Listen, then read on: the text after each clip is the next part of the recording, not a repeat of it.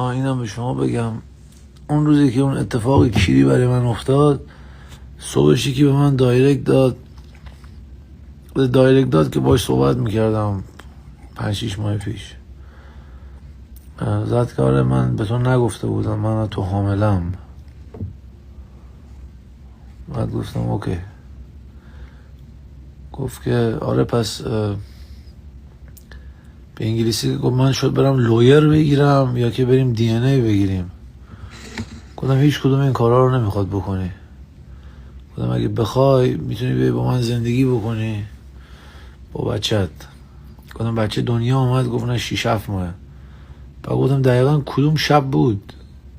من چون یاد به خدا انقدر با یارو متین صحبت کردم خودش منو بلاک کرد. بعدن کاسه کارتون خواب پیرزن اکیر کلوف میدرسونن. اما من خودم یه اون با بدبختی بزرگ شدم. آره نمیخواستم بگم ولی بودم دیگه حالا بذار به شما بگم.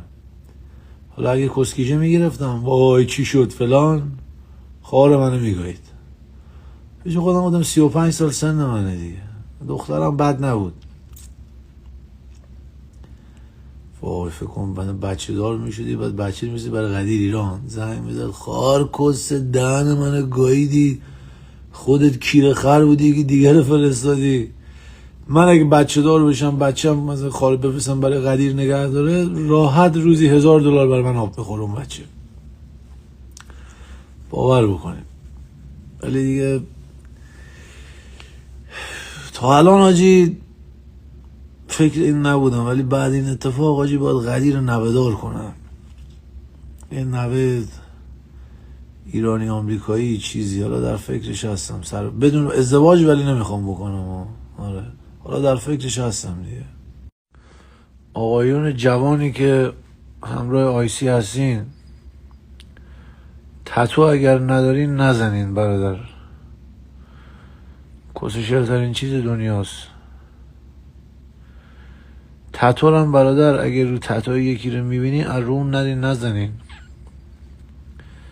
من خودم هر تتویی که بدن من هست یه قصه ای داره به خداوندی خدا. هیچ کدوم هیچ جا نمیبینی، همش کسشرات خودمه.